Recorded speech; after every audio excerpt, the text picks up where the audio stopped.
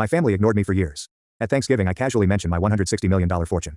My sister's jaw dropped, and my dad just stared in silence. I learned how to be invisible when I was 9 years old. That was the year my sister Sophie turned 18, and she received her first automobile, a shiny new BMW wrapped in a large red ribbon in our driveway. I watched from my bedroom window as she shrieked and danced up and down, hugging our parents as the neighbors came to congratulate them on raising such a wonderful daughter. Nobody saw me standing there in my secondhand sweater and thrift shop slacks. Sophie was the golden kid since she was born. She was 7 years older than me and arrived while my parents were still youthful and ambitious, believing they could shape the perfect daughter. By the time I arrived, I believe I was more of an accident than a plan. The zeal had faded off. The baby books remained empty. After my first birthday, the photo book was no longer updated. My parents had a modestly successful insurance firm in Connecticut. We were not wealthy, but we were comfortable, or at least Sophie was. She went to Westfield Academy, a private institution that cost more per year than most people's automobiles. I went to Franklin Public School, which was 3 blocks from our house and had ceiling tiles that leaked when it rained and textbooks with copyright dates from the 2000s. When I questioned why Sophie got to go to private school when I didn't, my mother gave me a look like I was asking why the sky was blue. Sophie requires more stimulus. Sweetheart, she is talented. You're doing very great where you are. Fine. That term tormented me as a youngster. Sophie was extraordinary, smart, and bound for greatness. I was okay. Sophie's 17th birthday present was a vacation to Paris with our parents. For mine, I spent $30 on a grocery store cake. I bought a second-hand graphing calculator for school because mine had broken, and I knew better than to ask for a replacement. Initially, I was not bitter about the inequity. I was too young to realize what was going on. I figured this was how families functioned. Some students got more because they deserved it. I assimilated that thinking until it became a part of my personality. But I also developed something my sister never had: ingenuity. While Sophie was having French and violin lessons, I was training myself to code using library books and free internet courses. While she spent her summers at pricey camps in the Adirondacks, I worked at a small grocery store and saved every dime. While she was deciding which Ivy League school she would go, I was applying to state I was accepted into the University of Institutions and praying for scholarships. Connecticut on a full academic scholarship. My parents treated me to supper at Applebee's to celebrate. When Sophie was admitted to Yale and my parents paid full tuition, they had a garden party for 50 people complete with a catered buffet and a champagne toast. I ate 3 sliders and left the party early. Nobody noticed. College became my escape route. I double majored in computer science and mathematics, worked 2 part-time jobs, and spent my leisure time honing my talents. Most of my vacations were spent away from home. I told my parents I was busy with job or studies, which was true, but really I couldn't stand watching Sophie return home to fanfare and joy while I got sidetracked with, "Oh, you're here too." During my junior year, something snapped. To supplement my income, I've started working as a freelance developer, creating websites and applications for small businesses. One of my clients reported that their organization was having inventory management issues and was wasting thousands of dollars due to inefficient supply chain tracking. Over the Christmas break, I created a solution for them. It was tough, but it worked. They paid me $6,500, which was the most money I'd ever seen at once. But here's what was important. They informed others about it.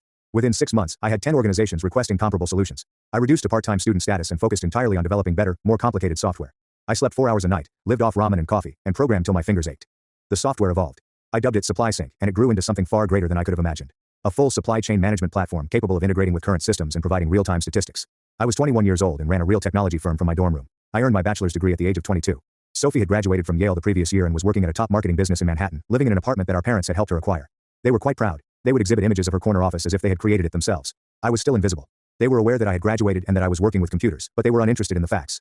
When I tried to explain what SupplySync accomplished, my father would graciously nod and shift the conversation to Sophie's recent client presentation. So I stopped trying to explain. There was one occasion, however, that nearly destroyed my determination to remain silent. I was 23, and I went home for Easter, which was one of the few occasions I had made the journey. Sophie had recently become engaged to her first fiancé, a lawyer named Ethan, whom my parents admired. The engagement lasted 8 months until he cheated on her. But that day, she was flaunting her ring to everyone who came through the door. I just signed my second large contract for $300,000, which will allow me to recruit 5 additional workers. I was unable to suppress my enthusiasm. Over supper, I tried again. "I have some good news," I announced during a gap in the Sophie worship session. Mom glanced at me with mild interest. "Oh, did you meet someone, honey?" "No, it's for work. I recently signed a major customer." "The contract is wonderful, dear," Dad said, without glancing up from his phone. "Sophie, your mother and I were thinking we should have an engagement party here at the house, maybe rent a tent for the backyard." Sophie shrieked, and the discussion changed completely. I excused myself, went upstairs to my childhood bedroom, which had been converted into Sophie's gift wrapping station, complete with rolls of expensive paper and elaborate bows, and called my business partner, Olivia. My news was dying in my throat as I watched them plan a party for a relationship that would not even last a year. She had been with me since the beginning, a bright developer I'd met through a coding forum. "They don't care," I told her, sitting on the floor, surrounded by Sophie's wedding preparation supplies. "Then stop telling them," Olivia answered simply. "Lily, you don't need their approval. Build your empire. Let the art speak for itself." That talk altered everything. Olivia was correct. I'd been looking for crumbs of recognition from people who would never see me as anything more than Sophie's forgettable little sister. From that point forward, I channeled every ounce of hurt, dismissal, and forgotten moment into creating something undeniable. At 23, I got my first major contract, a regional logistics company that paid me $250,000 to implement SupplySync throughout their entire operation. I hired my first 2 employees, both brilliant developers I met online, who believed in what we were building. At 24, a national retailer signed on, then another, and another. At 25, I had 47 employees and $7 million in annual revenue. At 26, a venture capital firm offered me $18 million for 30% of the company, which I reduced to 20% for $12 million. My lawyer nearly had a heart attack at my confidence, but I understood what SupplySync was worth. I could have informed my family then, and I could have turned up at Christmas with news of my achievement, proving that I was more than simply okay. But something stopped me. Perhaps pride. Maybe it was the memory of every dismissive comment, every forgotten birthday, every time I'd been an afterthought in my own family. But I wanted to see how far I could go while they weren't looking. I wanted to build something so undeniable that they'd have to see me. So I stayed quiet, lived modestly in a small apartment in Boston, drove a Honda Civic, and kept building. At 27, SupplySync went international. We signed contracts in Canada, Mexico, and the United Kingdom, and revenue reached $25 million. I moved into a nicer apartment, but nothing flashy, and bought a nicer car, a Lexus, but kept the Honda too. When I was 28, the acquisition offers began to come in, from tech behemoths who wanted to absorb SupplySync into their empires, offering exorbitant sums of money. I turned them all down because this was mine, and I wasn't ready to give it up. The first $120 million offer came from a Silicon Valley behemoth, but they wanted to completely dismantle SupplySync and integrate the technology into their existing platform, so I declined within 24 hours. The second offer was $170 million from a European conglomerate. Better money, but they wanted to transfer me to Frankfurt and phase out my whole staff within a year. My board thought I was mad. Lily, these are life-changing offers, one investor told me during a heated meeting. You're leaving hundreds of millions on the table. I'm not interested in money that comes with conditions that betray everything I've built, I said. SupplySync is more than simply code. It's a team. It is a vision. Claire Matthews, the CEO of Innovix Technologies, was a woman who had created her own business from the ground up, and she saw the value of SupplySync. We met for coffee in Boston, and she presented a plan that honored what I had produced. I don't want to absorb SupplySync, Claire explained, swirling her coffee. I'd want to increase it. You remain CEO. Your crew remains intact. We give the necessary infrastructure and cash to become genuinely global. You maintain your vision. We give you the resources to make it bigger than you ever could alone. I listened to her pitch for 2 hours, and by the end, I knew this was different. The negotiations took 3 months, and my lawyers and their lawyers argued over every detail. I fought for my team, ensuring generous retention bonuses and equity packages.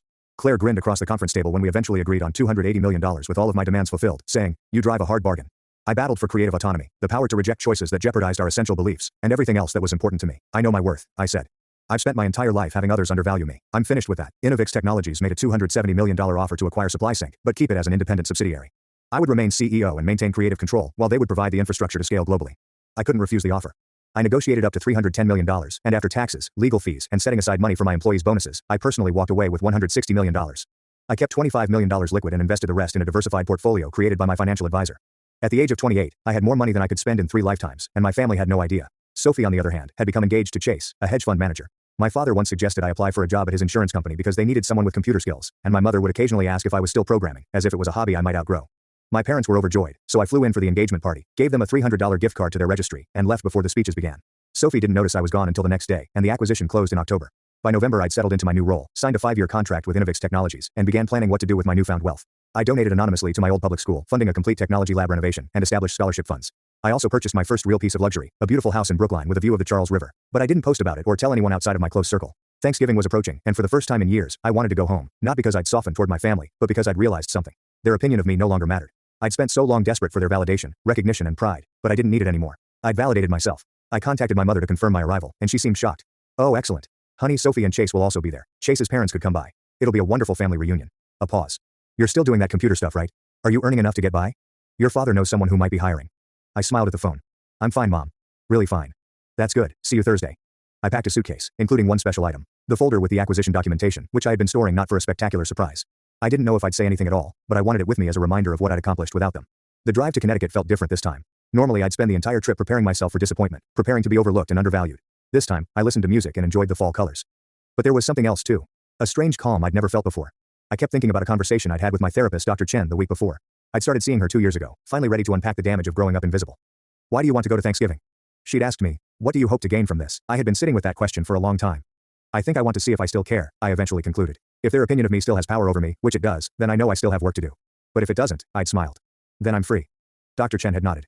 "Just remember, Lily, freedom doesn't require their recognition. You do not have to prove anything to them." "I know," I'd responded, and I meant it. Now as I drove into my parents' driveway, I felt that reality sink into my bones. I wasn't here to prove anything. I was here to see who I'd become despite them, or maybe to say goodbye to the girl who'd spent so many years desperate for their love. When I arrived Wednesday evening, the house looked exactly the same, with the same manicured lawn and expensive cars in the driveway. Sophie's BMW had been upgraded to a Mercedes 2 years ago. The same chandelier was visible through the front window, and Mom greeted the door with an instinctual hug. "You did it. Come inside. Come inside." Sophie and Chase are in the living room. Sophie looked up from the couch where she was looking through her phone. Chase sat beside her, looking exactly like every hedge fund manager I'd ever seen. An expensive suit even on a casual Wednesday, perfectly styled hair, and a watch that cost more than most people's cars. She'd always been beautiful, tall, blonde, and effortlessly graceful, making people turn their heads. "Hey, Sophie murmured, her focus already returned to her phone. "Long time. Hey." I laid my luggage down. "How's the wedding planning going?" "Oh my gosh, this is ridiculous. We're looking at venues for next June and everything excellent is already booked.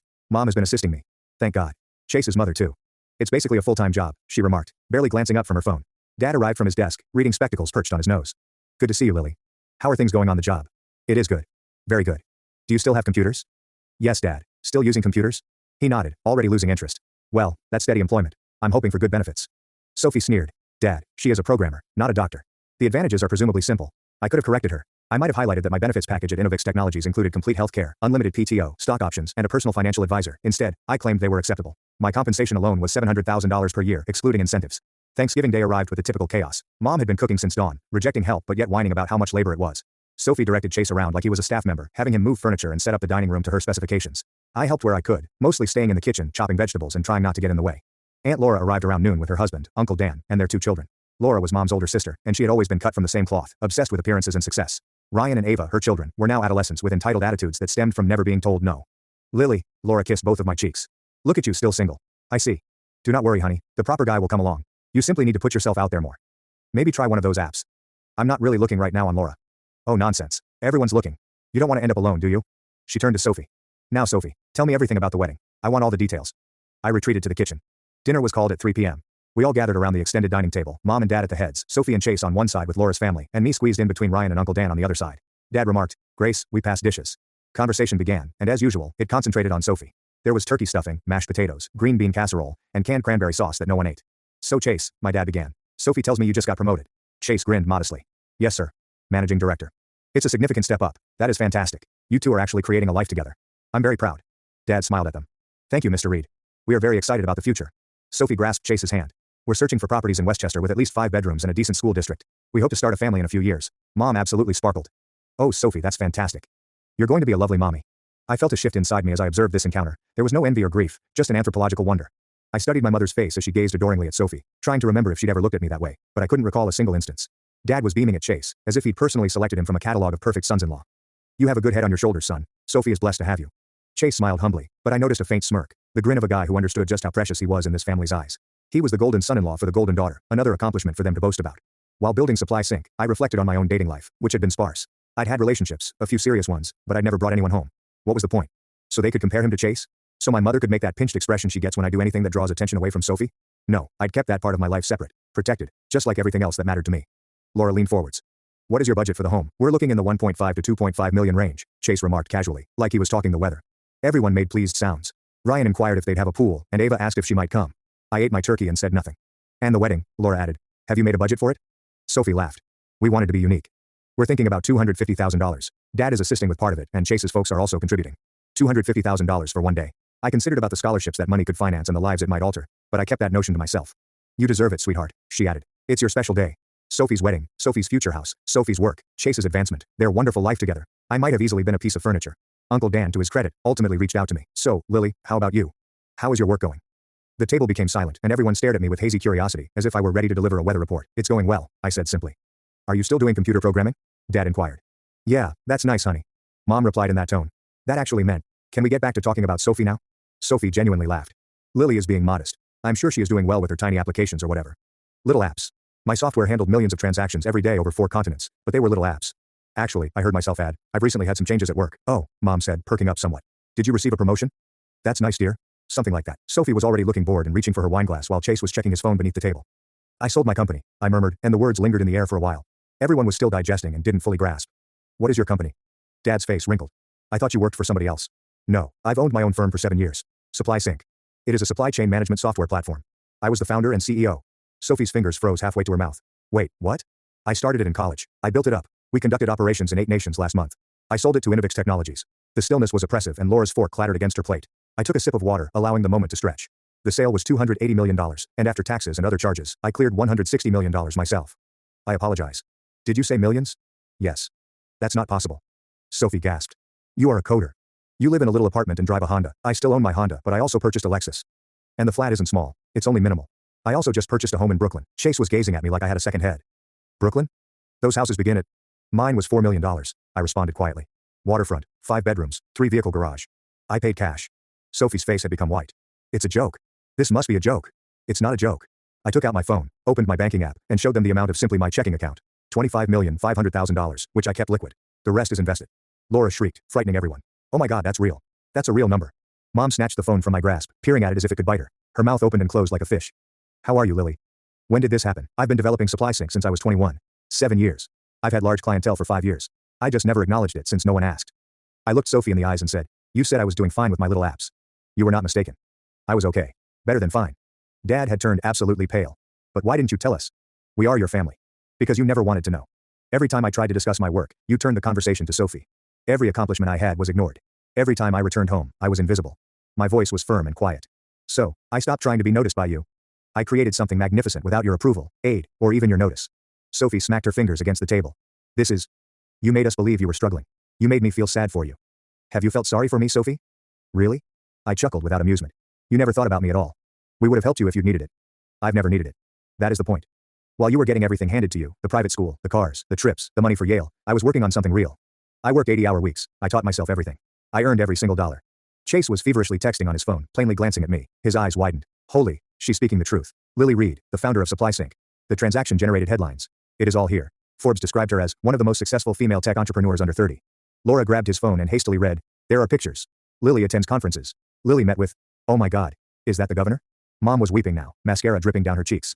Lily, love, why are you keeping this from us? We are your family. We love you. Do you? The question came out sharper than I had intended. Did you love me when you neglected my birthday 3 years in a row? Did you love me when you spent $200,000 on Sophie's schooling while giving me nothing? Did you adore me when I returned home for Christmas and you didn't have a stocking for me because you forgot I was coming? That's not fair. Dad remarked softly. Isn't it? Name one aspect of my life. One item that is not related to my profession. Name my best pal. Name my favorite meal. Name something that demonstrates you've paid attention to me over the previous decade. Silence. Sophie's face was flushed, and tears streamed down her cheeks. You're intentionally hurting me. You waited till my turn, until everyone was celebrating my presence in my life, and you decided to steal it. Your moment. I couldn't stop laughing. Sophie, every moment has been your moment. You have been the focal point of every holiday, meal, and family event for the past 28 years. This was not anything I had planned. I wasn't sure what I was going to say, but I am so weary of being invisible. You're jealous, Sophie screamed. You've always been jealous of me. I am not jealous of you, Sophie. I am sorry for you. That knocked her down cold. What? Everything you own was given to you. Your education, career options, and even your job. Dad called in favors to help you obtain the interview. Remember, you've never had to battle for anything, never had to prove yourself, and never had to question your ability to succeed on your own. And now you're marrying a man who makes good money and planning a life that's comfortable and expected. I hesitated. There's nothing wrong with that lifestyle. But it's nothing extraordinary. It is not remarkable. It's precisely what everyone expected you to have, since that's all you've ever learned how to accept. Having things handed to you. Sophie leaped across the table at me. Chase drew her back as she yelled obscenities. Laura was fanning herself as if she may swoon. Mom was weeping into her napkin. Ryan and Ava sat still, eyes open. Dad finally discovered his voice. Lily, I think you should leave. Yeah. I rose up, tired. I think so too. I collected my coat and luggage, and as I approached the door, I glanced back to see them all gazing at me. Sophie in wrath, Mom and Dad in amazement and possibly embarrassment, Laura in naked jealousy. For what it's worth, I murmured gently. I didn't come here to ruin anything. I came here because I realized I don't need you to see me anymore. I see myself. I know what I'm worth, and it has nothing to do with money, but everything to do with the fact that I built the life I'm proud of on my own. I walked out, and I heard Sophie wailing, Laura's voice rising in excitement, Mom begging Dad to do something. I got in my Lexus and drove away. My phone started blowing up before I even hit the highway. Sophie was calling and texting, screaming at me through voicemail. Mom was crying, asking me to come back so we could talk. Dad was sending stern messages about family loyalty. Even Aunt Laura tried to call, probably to see if I'd invest in whatever scheme she was running. I blocked them all. 3 days later, I received an email from Sophie. It was long, rambling, full of accusations and hurt feelings, but buried in the middle was one sentence that caught my attention. Mom said, you bought that house with Dad's money, which you must have stolen from the family business somehow. I laughed out loud in my new living room, looking out at the Charles River. They still couldn't believe it, that the invisible daughter, the afterthought, the one who was okay, had accomplished more than they could have imagined. I didn't react to the email, and my lawyer phoned a week after Thanksgiving. Your family's attorney got in touch. They argue you owe them recompense for your family's investment in your education and upbringing. They want $5 million. Tell them no. And inform them that if they approach me again, I will file a countersuit for mental anguish and child negligence. I've saved every transaction, bank statement, and record that indicates just how much they invested in Sophie versus me. I will make it public. I never heard from their lawyer again. Christmas came and went, and I spent it in Aspen with friends I'd made in the tech world, people who knew me for what I built, not for being someone's forgotten daughter. We skied, drank expensive wine, and celebrated our collective success while my phone remained blissfully silent. In January, I received a message from an unknown number, which turned out to be my cousin Ryan. Hello Lily, I know things are weird with the family, but I wanted to say that what you did was fantastic. You inspired me. I'm going to work hard and create something of my own. Thank you for teaching me that it is possible. I gazed at the message for a long time. Then I said, thank you Ryan. If you ever need help or simply want to speak, I'm here. Create something you are proud of. Perhaps some good will come out of that fiasco of a Thanksgiving after all. Sophie married in June. I wasn't invited, but I saw photographs on social media, and it looked stunning, just like Sophie's fantasy wedding. 6 months ago, I founded a new company focused on AI-driven logistics solutions, bringing in some of my best SupplySync employees. I didn't feel anything when I looked at those photos. No anger, sadness, or satisfaction. We're already getting interest from major players. This time, I'm not building in silence. I'm on panels, giving talks, and mentoring young women in tech. Last month, I was invited to speak at a tech conference at Yale. I almost said no, but then I remembered Sophie walking those halls, and how proud my parents had been, so I said yes. As I was leaving, a young woman approached me, clutching a notebook and looking nervous. My talk was about creating success from nothing, being underestimated, and turning invisibility into an advantage, and the audience hung on every word. The Q&A session lasted an hour because there were so many questions.